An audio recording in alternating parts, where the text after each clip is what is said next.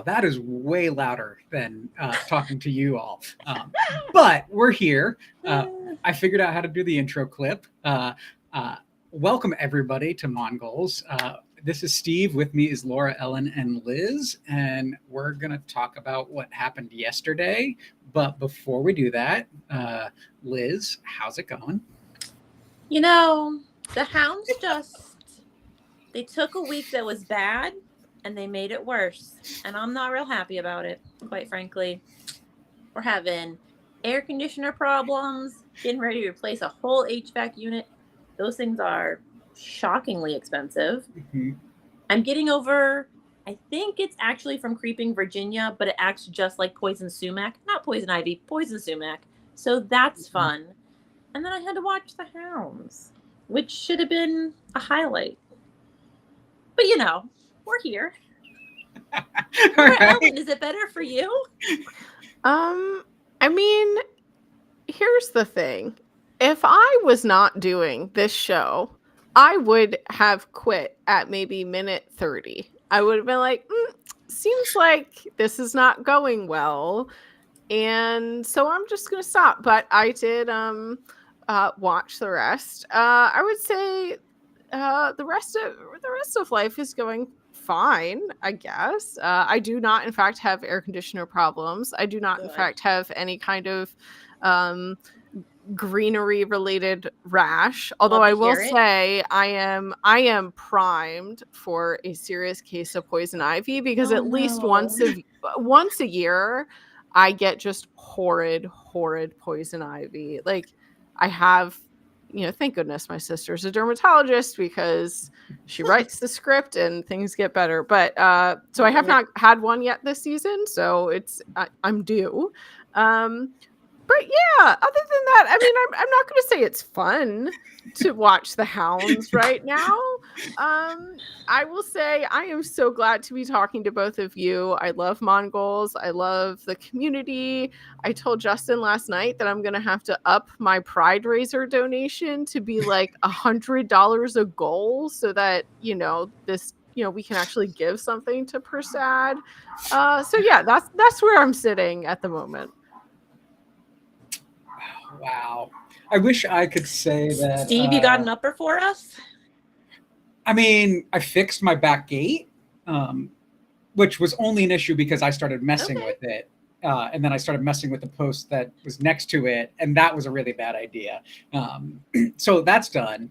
No, I do. I only watch the highlights of the game because one of my favorite artists is Jeffrey Martin.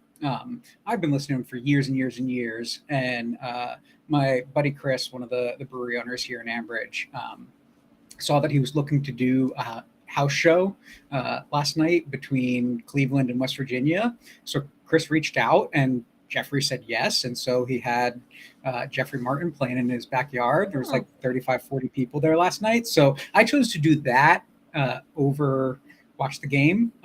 I signed up to host like a month and a half ago, totally forgot about it. And then I was like, well, I can always watch the next day. And then I started looking at the chats and I was like, I'm not watching this whole game.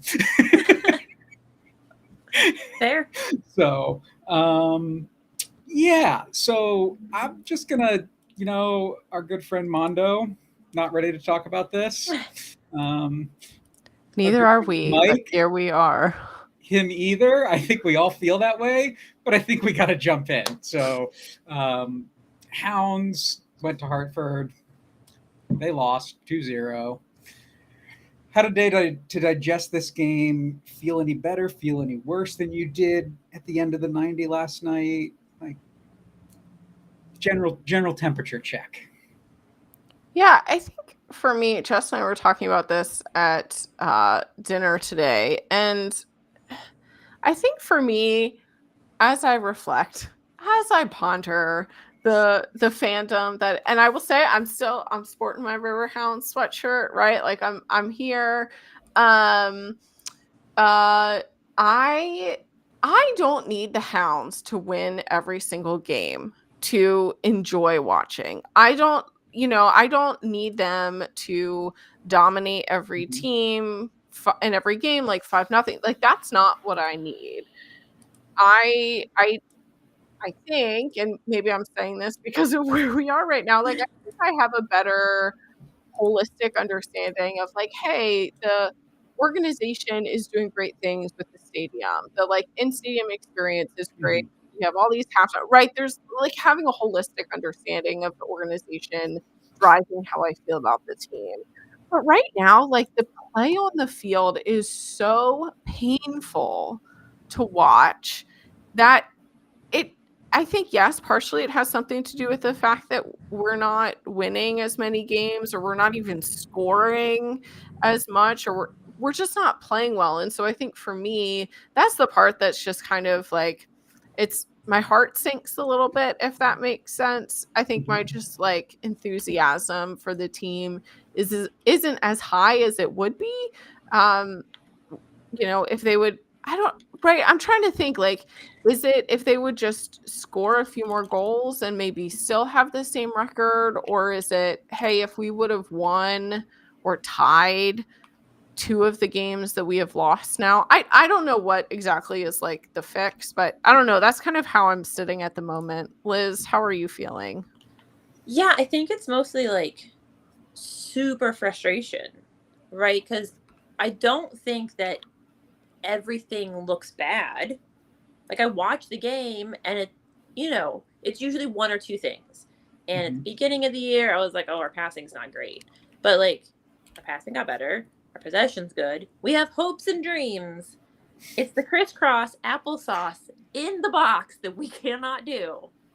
We can't score. And I don't understand it. And it's so annoying. And so like there's a lot of joy watching the game, right? But Mhm. there's also a lot of frustration. I want to throw things just like in the air, not on my TV or like at anyone, but just like, I just want to scream constantly. And I think that's like, I hate that the most. If I could say, like, Mhm. you know, we have all the pieces, we're doing the things right, there are better teams, like, we're just getting beat out. I've watched plenty of sports, I've watched a buttload of Fulham soccer. I can deal with it. I can't deal with this, man. Steve, I where are you on the spectrum? I love the idea of the Hounds right now. Sure. I I think what is so frustrating for me is uh, we have a higher expectation, um, but some of the things that we've complained about year in and year out, I'm afraid that we're starting to see the impact of those things actually develop. That the league is getting better and better every season, and the expectation that we can do things the way we did them 7 years ago and it's going to be okay and we're going to continuously be competitive year in year out, I'm not sure I buy that at this stage of this season anymore. um, I do think there are still some positives to look at, um, but I just continue to feel like if we're waiting for things to come together at some point after the season has started, then like that doesn't make us a competitive team long term in a season or into the playoffs, as we've seen year in and year out, I think, right? So um Yeah, I mean, do you really feel like we've done the same thing for 7 seasons though? Because I definitely don't. I don't think that we play the same. I And don't think we I play the I same. think that you're talking about the players, and like to some extent, yes, we got rid of like starters, but like Mhm. we've kept the most players ever. Like that should have been a strong building place. Like I don't like this season. I wanted to be like ready to go into playoffs, and I was like, if we have to do more, whatever. Like, but I don't even know if we're gonna make playoffs right now. I'm Right. dying. So I think that the team has done a really good job at talking about, look how many players we've kept. And I don't really care that this is the most returning players. What I care is who are those returning players, right? When we're talking about guys that were uh, third, fourth choice in their position last year coming back. That doesn't instill confidence in me. But that's what we see year after year after year, and it's worked. We're 14 games in, and I'm starting to question, is it working this year, right? And that's not a knock on what those players are or who they can be in the future. It's more of a questioning, at what point does turnover and bringing the guy that played 10% of the minutes at his position last year, throwing him into a starter role, stop working? And I'm wondering if that's what we're starting to see this year. Laura Ellen, you feel that way? I honestly, like, I'm not sure. I can't exactly put my finger on it. And to what Steve said earlier, I do love the theoretical concept of a USL championship team in Pittsburgh. I love that. This iteration of that is something that I am struggling to wrap my head around, in the sense of, Liz, you mentioned the hopes and dreams chart. Also thinking about, I mean, last night, and I would love to dig into the game yesterday, last night's game, or the Hartford game, because I think partially it's, we had how many? I think we had two shots hit, or three shots hit the crossbars.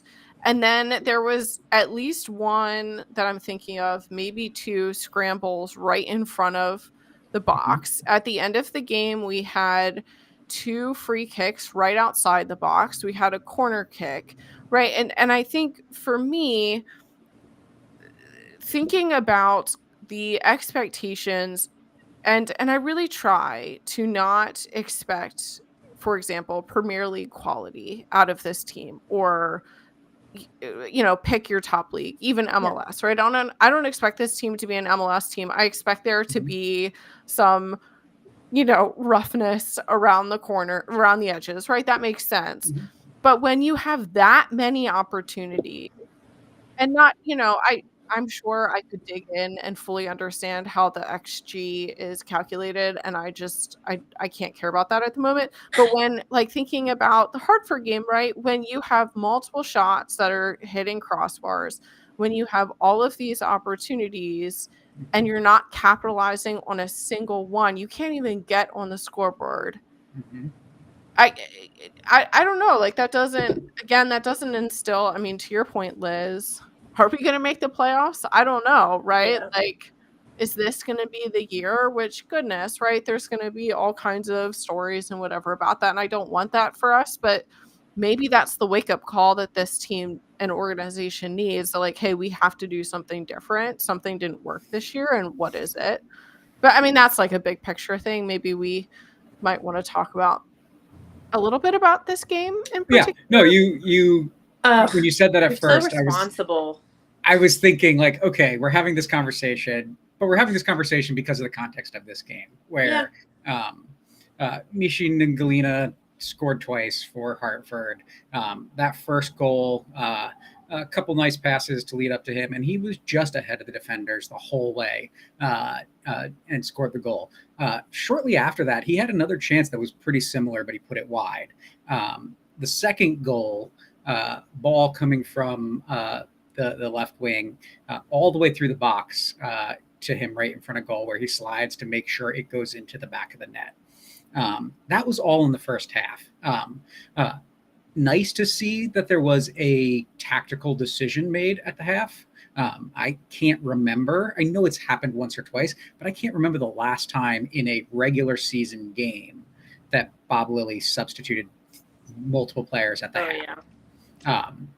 So Jackson Walty, who had one of those off the post shots, Eddie Kizza, and Robbie Mertz.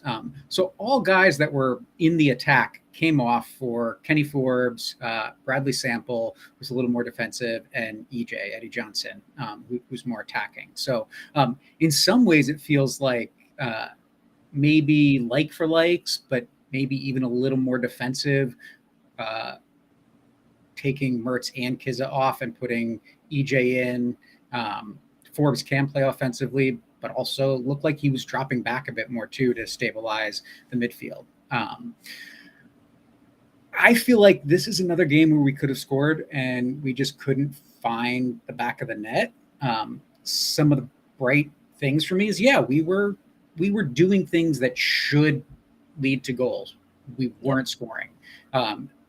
Junior Etu looked like he was dangerous in the first half when he had his chances. Again, another game where the Hounds were by far the more potent offensive effort. 14-7 on the shots, right? Like, again, like, I mean, how many games in a row have we talked about the Hounds out shooting their opponent?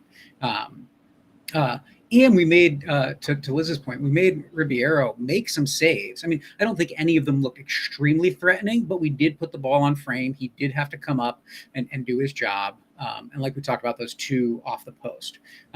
So for me, I think the fact that we are getting on the ends of balls, that we are putting the ball into the box when players are in the box, are all good things. So what about you? Any positives that you have from this game? I mean, I really liked the changes that were made. We obviously needed to shore up our defense, right? And so you know that Forbes is going to be a strong leader. He's going to be a calming factor. He's got experience. You know, the guys are used to listening to him. He's a player coach. So, right, like, you basically have a coach on the field. So I liked that. I think that it's fine that we sort of got, we had more defense because EJ's hungrier, in my opinion, as a forward. Like, I think that he could take more chances, that he might be willing to take more chances. Like, he's showier, you know what I mean? And I don't know why he's showier than Kizza this year. Kizza should have some swagger, but for some reason, like, I just don't feel like he has that swagger.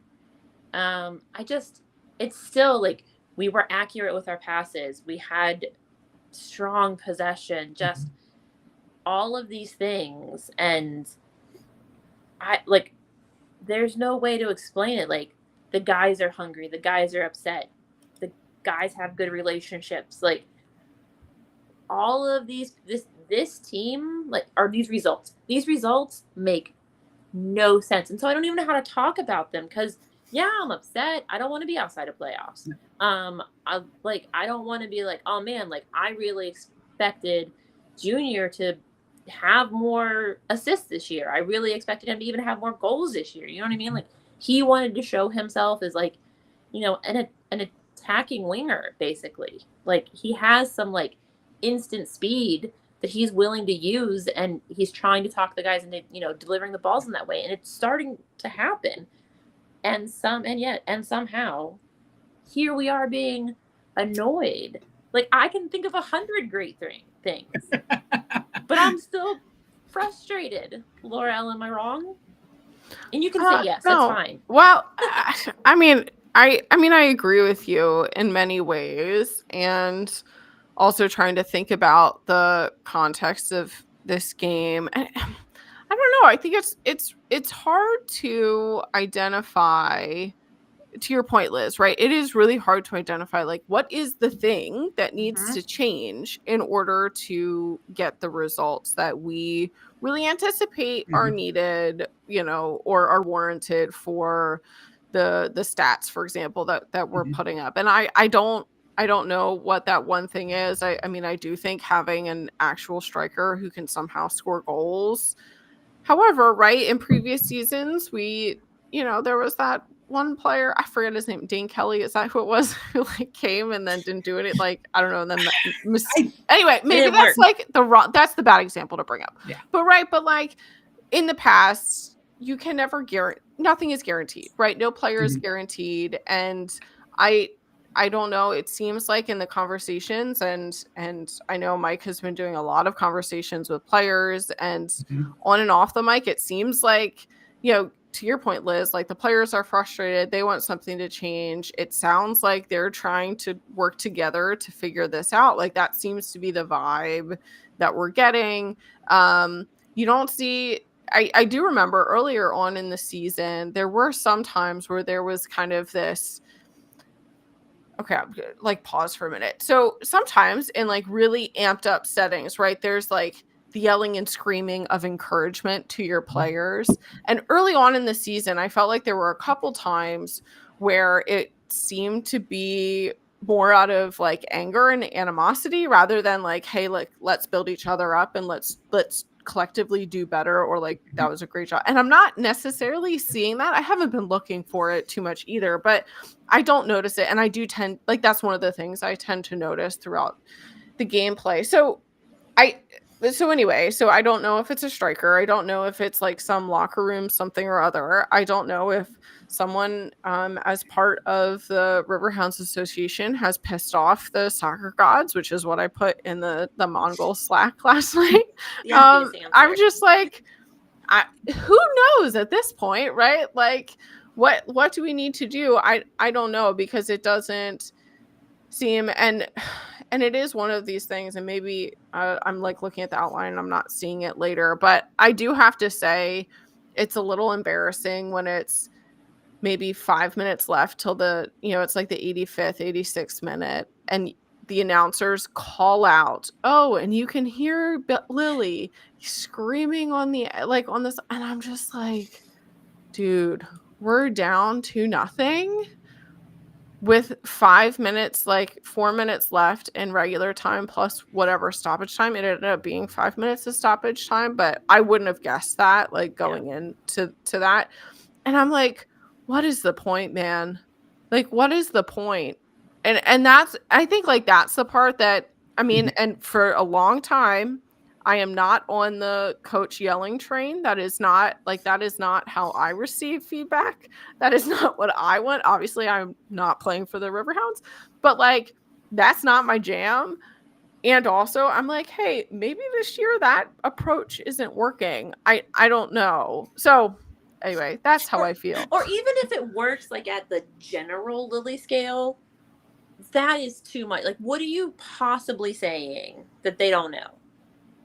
And how many times can you tell a player to be in a certain position? Either they do it or they don't. But like at that moment, what are you possibly doing when you know that like you're going to have an intense after game talk, win or lose? That's the truth. So you know that like, whatever your frustrations are, like, I don't know, don't make it worse on the field when like it's a frustrating game. Steve, I know I talk to the players a lot after the games, right? So like checking in with them and like, oh man, that's hard. Like, getting their feedback. They have, like, to me, it feels like they have ideas. They have things they want to work on. They have that next step.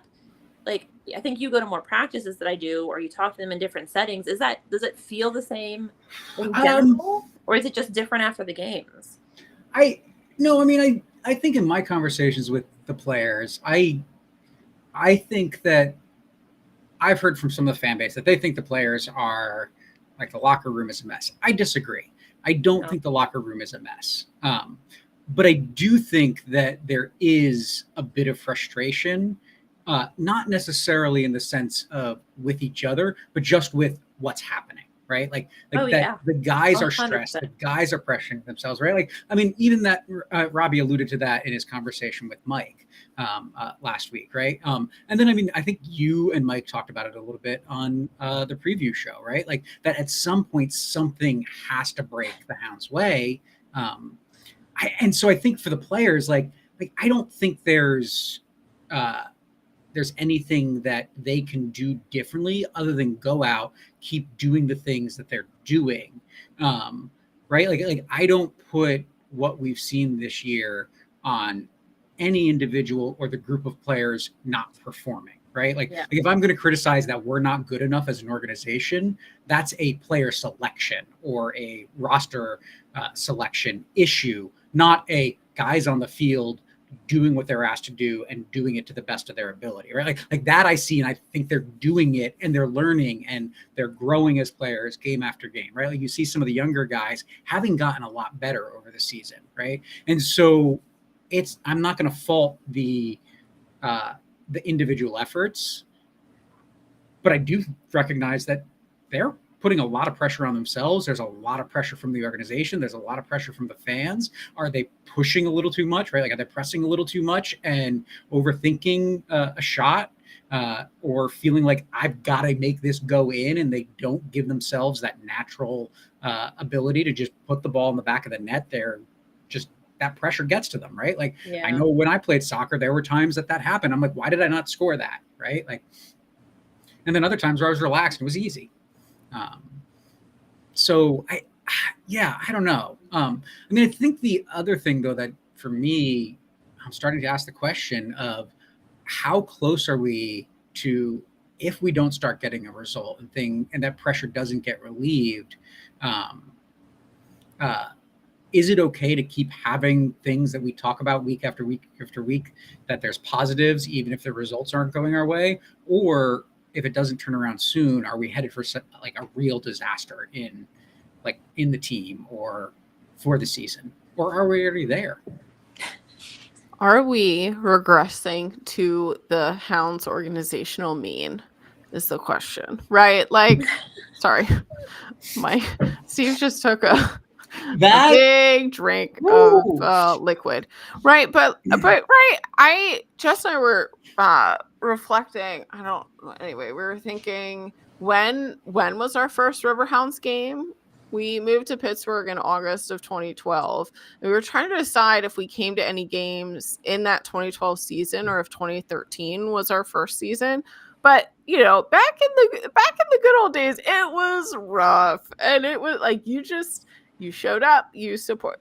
It was like hard to watch when it wasn't a home game, like when you weren't there in person, right? So you just like showed up and you were like, okay, this is what we're doing. And I don't know, right? Is that the mentality that we need to have for this season? Like, do we as fans, I'm not saying this is the right answer, but like, do we as fans kind of say, you know what? Here's the thing that we love. We love that we have a soccer team in our city. We love that, I don't know, whatever else we want to love. Like, we love the stadium and we love the view, and it's fun to enjoy how horrid some of these other streams are. And right, like, I don't know, like, do we just say, hey, we are just going to find the humor, we are just going to find the light and the joy in the rest of this season?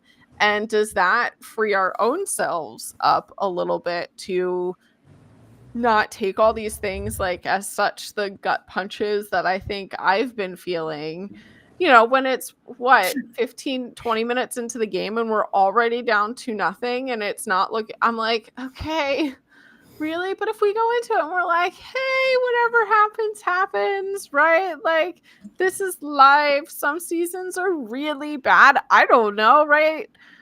This is my rationalizing my feelings. I would gladly take your approach if we were bad. I mean, like, we know why we were bad those first couple of seasons. We knew there's so many things that were wrong. We could not connect passes. We tripped over our own feet. Mm-hmm. We don't have anyone to pull a foul. Like, we knew our problems. And, like, so you could just be like, well, we're bad. So what do we got going for us? We're not bad. We just don't get results. So I am having a hard time being laissez-faire about it. Like, I care so much. And I think that people like you, Laura Ellen, are now in the minority among the fan base. And by that, I mean people who remember those days, people who were around 10 years ago, right? I mean, we've had winning seasons. We made the playoffs for 6 years straight, right? Yep. I had been to a few Hounds games, but I didn't start coming until that 2018 season. Right. And so I think the majority of fans that are there and there regularly are on like my end or like younger in their fandom than they are older. And I think that changes the expectation of what at least the overall fan base is looking to see. So I appreciate that history. I love that I never have to experience that depression. Never say never, Steve. Never say maybe never. I will, right? But I think that if we are regressing, then that means something needs to change, because I don't think the team can afford to regress to that point and expect to keep the fans that have come on in the past 7 years. Keep selling out, keep expanding. Like, I mean, you're not wrong. Honestly, I don't think that this is, like, for me, if this is a season where we don't make playoffs, it doesn't set a trend to me. One season does not a trend make. Mm-hmm. Nope. And I am never going to probably, unless it's for other reasons off the field. I am never going to be like a coach out person because I'm not smart enough to know what the other options are. So like, and I'm probably in the minority of a lot of the SEAL Army on that end. Like a lot of them know a lot of the stuff. They're like, you could X, Y, or Z. Here's a plan. Like they could come up with a game plan, and some of them may be feeling like Lily out, and that's what it is when you have this kind of season. But like again, one season does not a career make, and also I'm not smart enough to come up with another option. I mean, maybe. So here's one theory I have. And I've been saying for years that I've watched Lily progress so that he tells people to get forward up the field. He understands you need to score goals as the league gets better because you need to win by more than a 1-0 game. Has Lily forgotten how to Lily? Did he forget his basics of defense? Does he need to like remember your history, Lily? Let's build the bottom of the pyramid the strongest so that we have a sharp pointy bit to stick it to him with. That's what I'm going with. That is going to be the pull-out quote of this episode. So you have a sharp pointy bit. Yes, yeah. Please. Let's do that. Let's get a sharp pointy bit. Listen, the pyramid gets pointy at the top, Laura Ellen. It's what I got. Too much. You're welcome. Okay. I got nothing on that. So Liz, point to Liz. So here's where we're at. The Hounds are now 10th in the East. We have 14 points in 14 games. That comes with 3 wins, 5 ties, 6 losses. That's 1 point per game. We've won 21.4% of our games. We've conceded 16 goals. We've only scored 11. So that means, right, like you look at that, we're giving up more than 1 goal a game. We're scoring less than 1 goal a game. And we've had a few games where we've scored a couple goals. So there have been numerous games where we've gotten shut out. The thing when I was looking through that was most astounding to me was how bad we are in front of the net. We've already 2018. Don't listen. There are hopes and dreams, and they're all ruined. Please, let's not. I hate the hopes and dreams. I'm not going to talk about XG, but I will say 2018. For some reason, the USL stats still refer to 2017. I don't know why. I don't have data for that. I'm not doing that myself. 2020 was just an insane year in the COVID pods. Kind of an outlier year. The lowest conversion rate the Hounds have had, other than kind of those ones that I can't find or outliers under Bob Lilly, was in 2022, 15.6, and the team ended up in 5th, but also scored 54 goals, which is the second highest a number of goals between 2019 and 2023 that the Hounds have scored, right? So their rate was lower, but it was also a pretty high scoring season for them. Last year, saying the second half of the season is going to be wild? What are you saying here? I'm saying that we are even below a year where we were taking a ton of shots and scored a lot of goals. Okay. What I think is also really concerning is we're pushing up against that 1.1, 1.2 goals conceded, which is also one of the things in that year that we were 5th. That was where we were at, right? Like every other season, we've been better in both goals conceded or conversion rate, goals scored, goals per 90. If we don't see something change, and we just have the same types of performances that we've had in the first 14 games for the rest of the season, we're going to end the season on 32 points. There has not been a playoff team that has made it in the past 8 years that has scored 1 point per game, right? Like that's out of the playoffs every season for 8 years in the East. Sounds right. So what do we do with that? We You said are not sad. Lily out. Oh, I mean, just that's me. You can want him out. Someone else can want him out. I just here's my thing. I agree that there has been a slight degree of evolution of Bob Lilly over the course of the 6 years that he's been with the Hounds. And I agree, Liz, with your point in that, hey, maybe we need to go back to the Lilly basics. However, I think about especially those early years, thinking about 2017, 2018, what a year that was. Anyway, I have such fond memories of that season, but some of those early seasons, I'm just thinking about like, who are those key players that we had? And I think the quality there was just higher than what we have and allowed us to play that defensive kind of Lily ball as it became known, which I don't think we played that style of that anymore. And I don't know if that has to do with the players. I don't know if that has to do with the league and the evolution of the league. My guess is it's probably some combination of the two. And I don't think it's like, has the league passed Lily by? I wonder if Lily is just not evolving quite as much as he should or could. And I think that's where I'm like, hey, either you need to figure it out. And I'm not saying if you don't make the playoffs, then Lily out.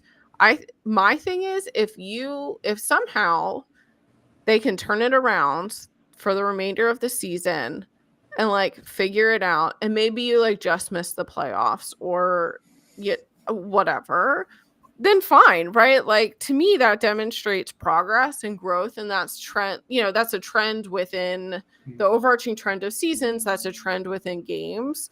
And so I'd much rather see that and find like, okay, Lily, you figured it out. Too little too late, it seems, but like, you figured it out. But if he can't figure it out, then like, what else are you going to do? Yeah, I guess you could fire every single player that you have and start from scratch, but like, that doesn't seem like even feasible or financially possible, and with contracts. So anyway, so I think like that's my thing. I'm like, something has to change if we if we do want to see a championship in Pittsburgh, something has to change. So I don't think that these are issues of Bob Lilly's tactical ability in a game environment, nor do I even think it is specifically his roster decision making in the off season. Though I think that's part of it, but I think that's driven by organizational factors. And I think a big part of that is, for me, I don't care if we start to turn it around and make the playoffs, don't make the playoffs. I think that the organization needs to have a good hard look and say, is what we've been doing for 7 years with Bob Lilly working? And that doesn't mean Bob Lilly out, but does that mean we need to rebuild our structure in a way that makes the team more sustainable year after year and build something for the future, right? Like, I think the organization has done a fantastic job of building up things outside of the men's pro team, right? Like, we're seeing the fruit of that, starting with the men's U20 Riverhounds 2 team, the women's USLW team, all of the Montour and Academy improvements, right? Like, all of these stadium improvements. But do those things become something that just is an aside to a team that then starts to flounder with its flagship team because you've not focused on building the infrastructure with the men's team to build it to be sustainable and competitive with the other top teams that have grown and grown and grown and grown? And so maybe the solution is, I can't afford to do this. So as Tuffy Schallenberger, I have to bring in other investors to make this team competitive in this league. I don't know if that's the solution or not, but I think that just saying, yeah, we're going to do this on a budget, it hasn't worked for 7 years. Why do we expect it to work in the future? Yeah, I see what you're saying. It doesn't feel like that's the problem.